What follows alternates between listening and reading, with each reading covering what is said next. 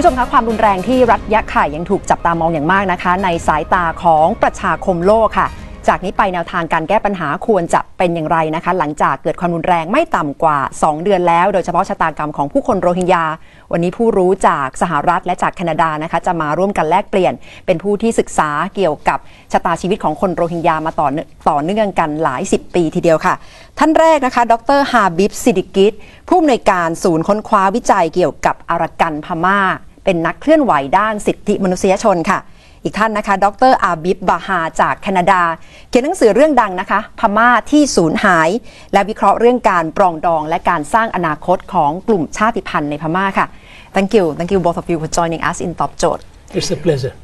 With the recent movement regarding Rohingya issue, the OIC has just been granted by President Thein Sein to send a team of OIC team to provide needed assistance in Rakhine State.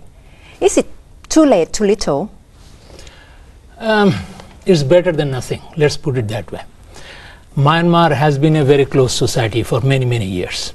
It has not allowed any foreign journalists. Even they have taken out the NGOs and other human rights groups that were responsible at one time or another to look after the rights of the minorities. So even though, for example, we would have loved to see that Myanmar government had allowed foreign journalists, including, for example, outside investigators, whether it is from OIC or United Nations or even ASEAN. The point is, it has to investigate as to what caused the latest kind of violence that led to the extermination of so many people. You know. Yes, please. I think it's a small step, but it's a good step because Myanmar didn't allow outside observers humanitarian assistance for a long time, and this type of operation has been going on for a long time, and allowing OIC to distribute humanitarian goods and assistance is a first step, but there is a problem. If those people who are trying to pressure Myanmar government, if they slow down, if they think that's a great one, it's going to be bad. We have to keep up the pressure so that Myanmar opens up, not just in the mainland Burma, but all over. Because in the mainland there is kind of democratic reforms, whereas in Arakan it's like mobocracy, mob rule. You can't allow that. It has to be, if it is reform, it has to be all over Burma. Yes. Who should be under pressure the most? Myanmar government, Bangladeshi government, or neighbors, ASEAN countries? Who should be the most under pressure? Obviously, it is to start with Myanmar government, because this is where the incident happened. And as Dr. Bahar has mentioned, this was not the first time that this kind of extermination campaign against the Rohingyas have taken place. So it has to start from Myanmar. They have to address why this kind of incident has occurred and how they could probably redress this issue so that it does not become a recurrent issue like it has been going on since, at least around 1948 when the country came into existence. Then obviously, as far as the neighbors are concerned, like Thailand and Bangladesh, who were some of the closest kind of neighbors that had at one time or another allowed some refugees to get in. So they have to also take some responsibility about, addressing the issue. Because if, for example, this refugee problem continues, it's not only a problem for the Rohingyas themselves, but also about the places they go in. Like it creates all kind of problems, environmental, social, economic, political, the total unrest in the region, So all those countries have to really take this matter very seriously. But so far, the reaction of President Thein Sein seemed not quite welcoming. He said Rohingya people should be put in the third country and UNHCR should come in to help solve the problem. You think does it make sense? Well, you see, Thein Sein is a former military general, and he has civilian dress, but he's all over a military person. It shows from his statement, which is just a carbon copy of what Nevin's generals would have done. So we can't trust him as a babysitter for Rohingya people. He would be seen, the statement he made. If he didn't make this statement, he would be qualified to get a Nobel Prize. You think it's predictable that his reaction is this way? Exactly, that is ridiculous. But the thing is, we have to be very careful. The pressure should be, the question, to answer your question, should be not just on the president. It should be also with Aung San Suu Kyi. Because she's a Nobel Prize winner. Her father was a great Democrat, and she comes from a great family background, and she also has this international award. She personally suffered too in her life, and just her silence makes us very surprised, because Rohingyas, when the military-backed government was not giving them protection, the only shelter Rohingyas could have was the opposition leader and the international conscience that Aung San Suu Kyi provided. And she was silent, and it was like shattering of the whole thing. What can she do more? Well, she said something like ethnic minorities should be protected. But she, in the beginning, she was saying that she didn't have much information about Rohingya people. It's almost like I don't know my neighbor, or I don't know that I have a brother or a sister, that type of thing. So that surprised us. One more thing, if I can add, when we have a discussion or anything, Arakan should be brought in the negotiation table, because there is a triangle which is Rohingya, Arakan, and the Burmese. So if you don't bring one in the discussion table, you ignore a big chunk of it. So Burmans, which is the majority group, which is trying to control or dominate Arakan, and by doing favoritism to the Rakans, which is which works like Rakans have hijacked the whole Burma by saying we are Buddhist, we are racially the same type of people. But in a democratic country, you can't do like that. So Rakans has to be brought in always. In my opinion, the issues around how, for example, Thein Sein reacted to the whole thing, saying that, okay, let's put this Rohingya issue as a third world, they can go to a third country, or, for example, UN should take care of them because we simply don't recognize them. This particular theory or this particular statement is very problematic, is very criminal, because you are saying that, okay, here is a person who was born and brought up, but now that he is a Rohingya, he has no right. So it violates several principles within the Universal Declaration of Human Rights, especially Article number 15. And then there are so many other things in relation to United Nations, other kind of laws. For example, there are rights of children, there are rights of other things, associated with women and other things. But by denying all those things, so the government is saying, okay, you are not welcome and we don't accept you, no matter how you look at it. Okay, so it's very similar to ethnic cleansing, nothing short of it, because ethnic cleansing uses the same formula. For you, it's genocide. I would consider it as such, but it's a slow one, calculated one. They come in burst, then a pause, then it continues for several, after a few years again. How can we reverse that flow? History has been rewritten. If you check the Rakhine history, they had a kingdom.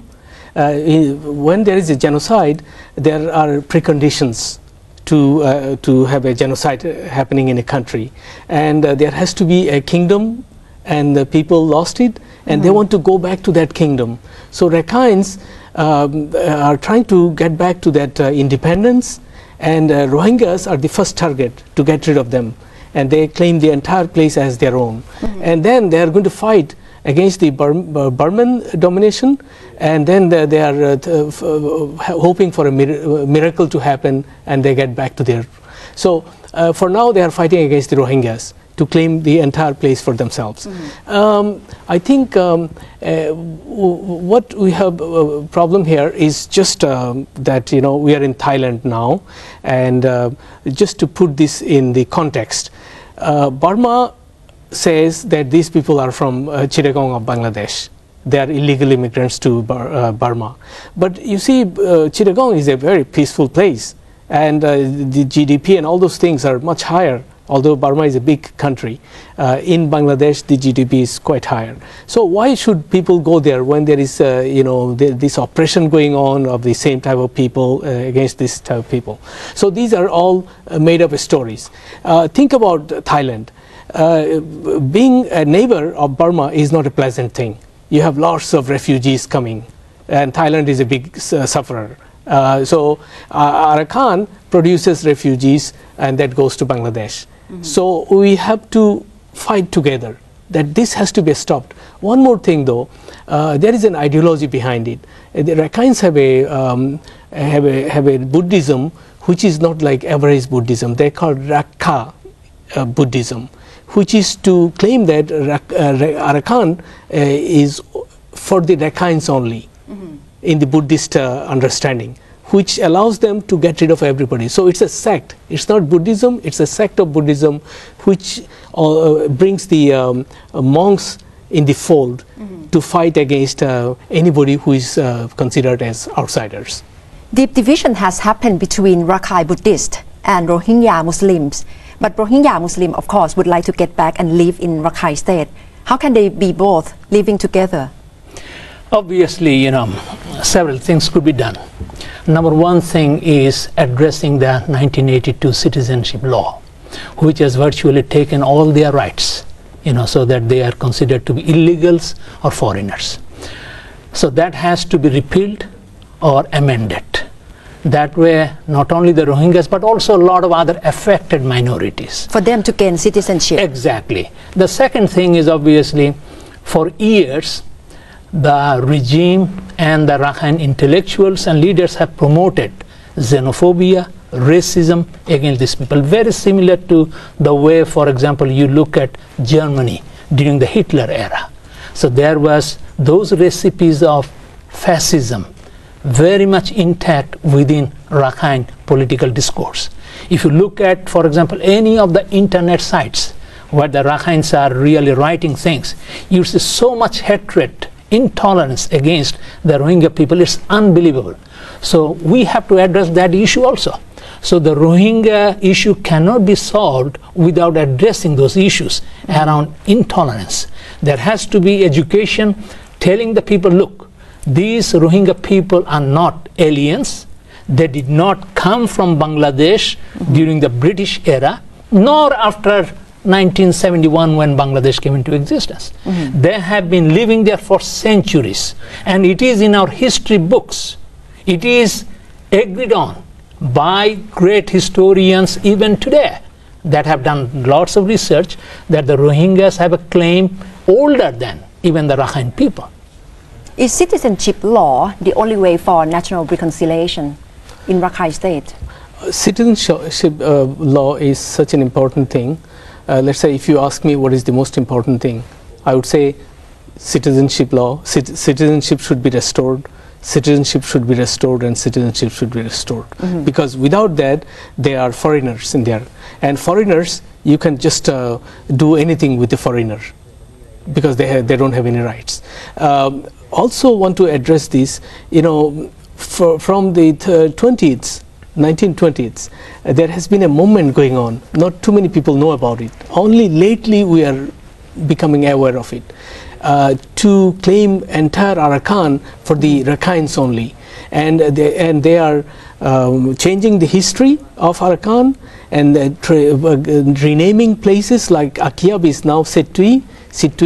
Even Arakan has become Rakhine state. So everything, and then you have Rohingyas have been there from the 8th century, and then Rakhines entered Arakan in the 10th century, 200 years later. 200 years later, but the history book written in Arakan says that Rohingyas were not there. They are Chittagonian people, and they should all be thrown out. And this is obviously revisionist attempt to rewrite history. And Westerners are telling, I have seen some Westerners saying that it's as if like demolishing the history of Arakan, of other ethnic minorities in favor of Rakhines. Demolishing means not just erasing them, it's just getting rid of them.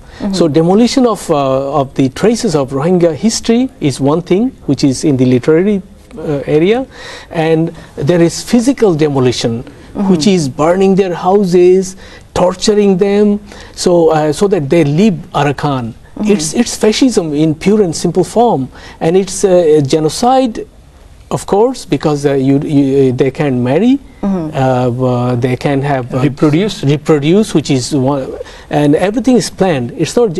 There is, by the way, there is a book written by one of the professors who teaches in Japan. His name is H.N., Dr. H.N. He co-authored this book, which is called Influx Viruses.